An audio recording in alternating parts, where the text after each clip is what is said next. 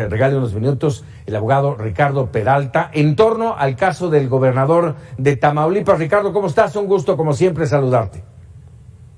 Muchas gracias, Paco. Muy contento de estar aquí, como siempre. Muchísimas gracias. Dime una cosa, ¿este congelamiento de cuentas es procedente si estamos hablando de un gobernador en funciones?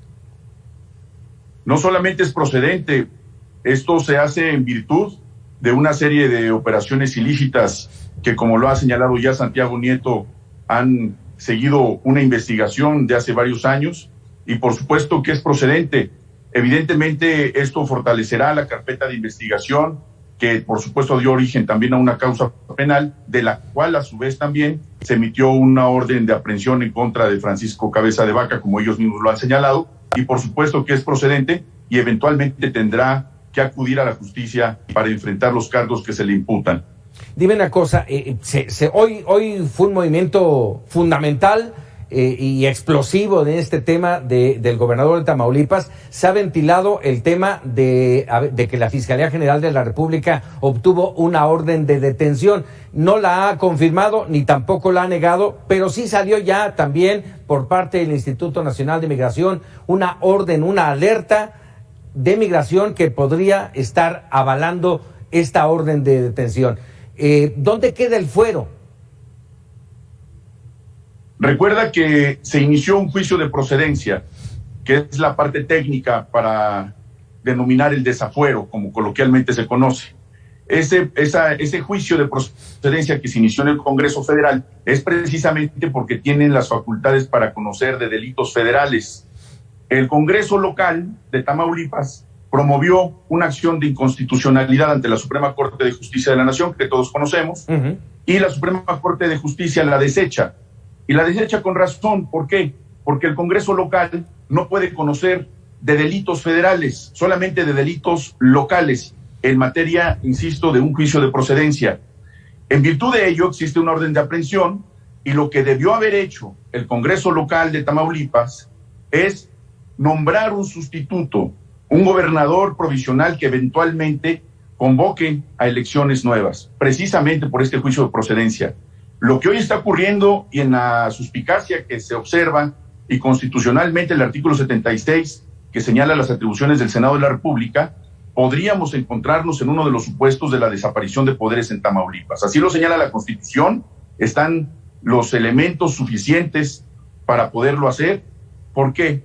Porque no hay un acatamiento a la Constitución Federal, se está violentando el federalismo, y es uno de los elementos que señala la propia Constitución como justificación para la propia desaparición de los poderes. Entonces, hoy se tiene, aparentemente, como tú bien lo señalas, una orden de aprehensión girada por un juez federal por delitos federales, que obviamente fue el motivo por el cual el Congreso Federal motivó ese juicio de procedencia, y eventualmente se le notificó a Francisco Javier Cabeza de Vaca esta resolución. En virtud de ello, no solamente pierde el fuero en virtud de este juicio de procedencia, y la orden de aprehensión, si eventualmente se giró, está viva, y por supuesto en cualquier momento puede ser detenido.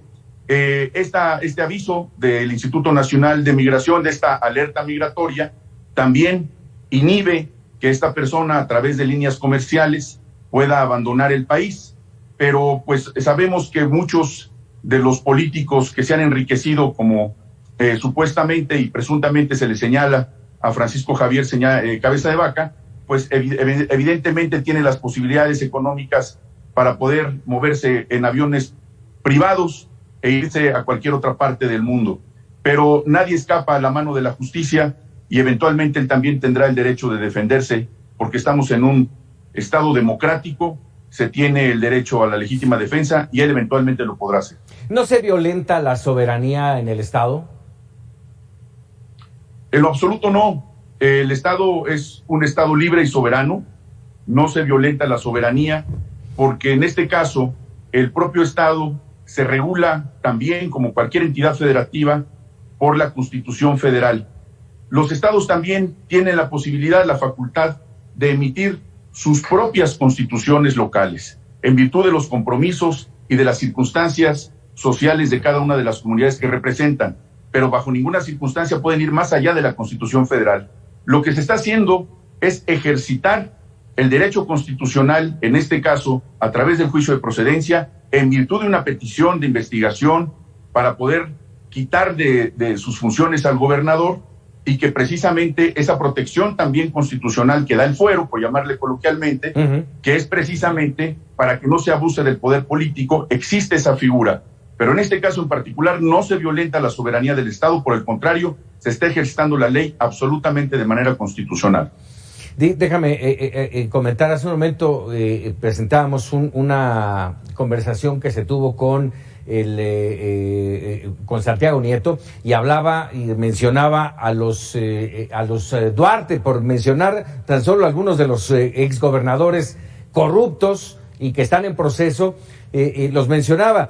¿Cómo evitar que esto, que es costumbre en nuestro país, lamentablemente, que este tipo de gobernadores se den a la fuga? ¿Cómo evitar en este caso el gobernador de Tamaulipas?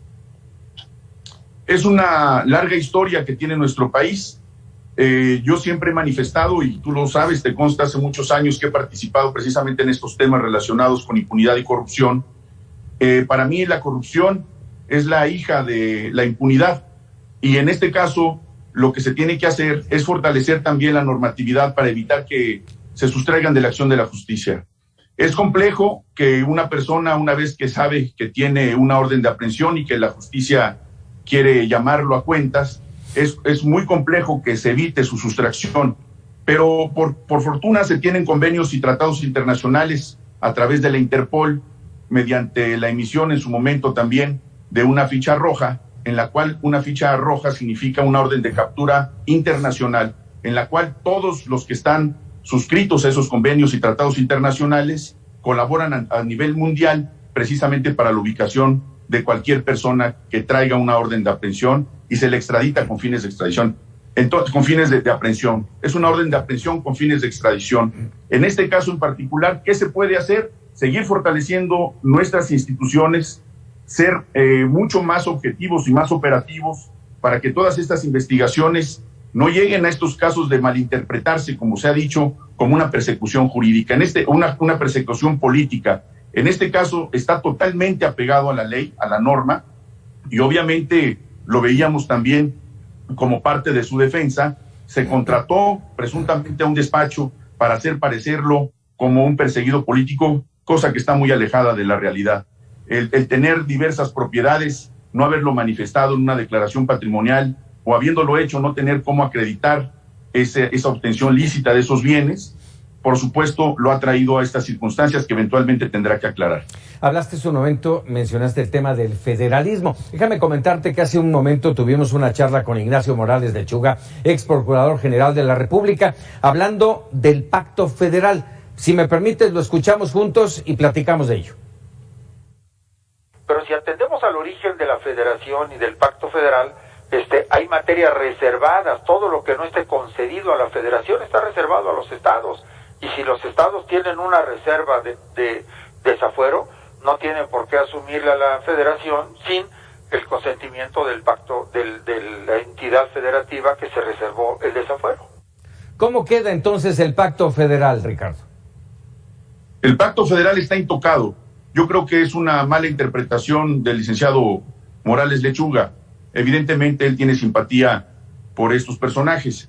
Está intocada no solamente el pacto federal, sino está intocada la soberanía del Estado, porque, insisto, se trata de un inicio de una carpeta de investigación que en este caso son delitos federales, y el Congreso estatal no habría podido bajo ninguna circunstancia, en virtud de que no son sus atribuciones y facultades, perseguir a una persona por delitos federales, es decir, iniciar un juicio de procedencia de manera local, cuando en este caso no se están persiguiendo delitos locales. Por eso se inició en el Congreso de la Unión, y por eso se inició este juicio de procedencia en virtud de una investigación de la Fiscalía General de la República, no de la Fiscalía Local.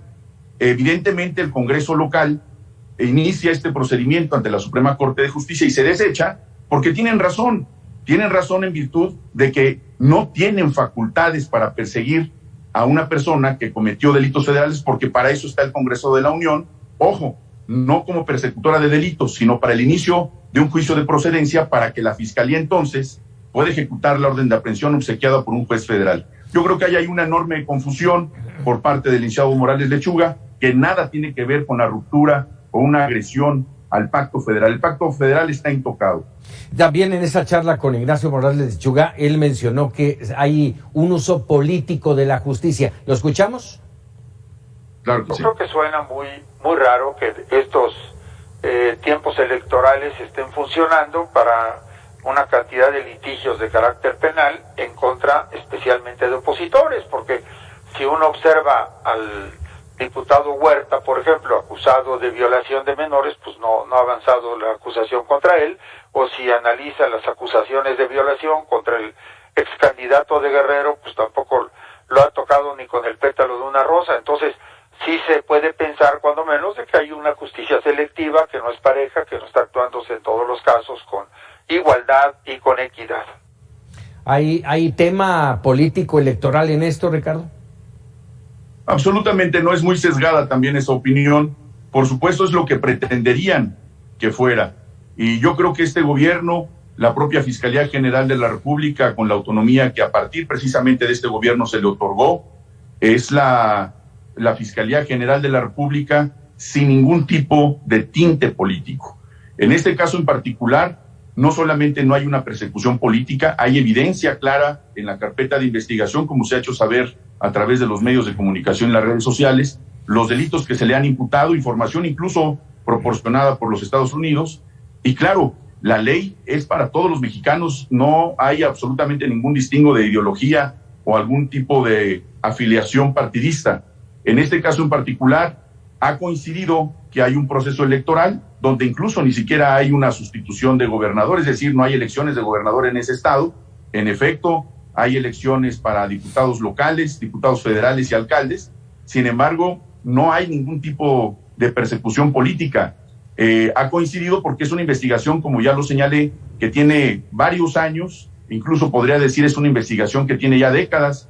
Las propiedades que se han señalado que aparentemente tiene la familia de Cabeza de Vaca, pues incluso van más allá de las fronteras, ranchos, edificios, departamentos de más de $3 millones, incluso aquí en la Ciudad de México.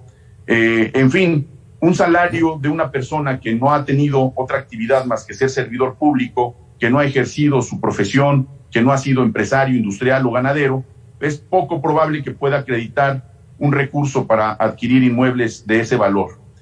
Yo creo que en este caso en particular, no solamente tiene el derecho de defenderse, de acreditar todos esos bienes en un juicio, el Poder Judicial tendrá la última palabra, pero en este caso bajo ninguna circunstancia hay una politización.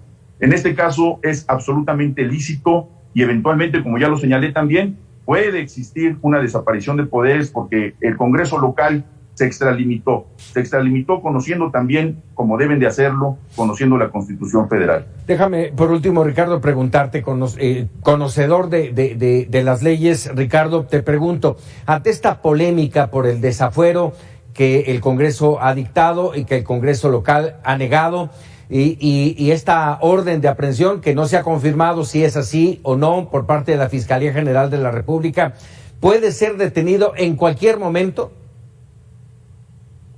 Puede ser detenido en cualquier momento una vez que la Policía Federal Ministerial tenga la ubicación de esta persona. Él tiene todos los derechos constitucionales que tiene cualquier persona al momento de que le es privada de su libertad e ingresada a un centro de readaptación para iniciar su proceso penal. Puede ser detenido en cualquier momento sin lugar a dudas, encontrándose en territorio nacional y, como ya lo he mencionado, también fuera del territorio nacional a través de la emisión de una ficha roja que en este caso la Interpol puede ejecutar. A partir de este momento, si existiera esa orden de aprehensión, que solamente se sabe existe a través de redes sociales y por medios, puede ser ejecutada en cualquier momento y Cabeza de Vaca estará frente a un juez federal para que en su momento también sea juzgado por los delitos que se le imputan. Ricardo Peralta, como siempre, agradecido de estos minutos para Mega Noticias TVC. Con todo gusto, Paco, un fuerte abrazo. Estamos viéndonos muy pronto. Muchas gracias. Muchas gracias, Ricardo Peralta, ex subsecretario de Gobernación y abogado, por supuesto, conocedor de todos estos temas y un punto de vista diferente al que presentamos hace apenas unos minutos con Ignacio Morales Lechuga, el ex procurador general de la República. Vámonos a otros temas. Un caso que está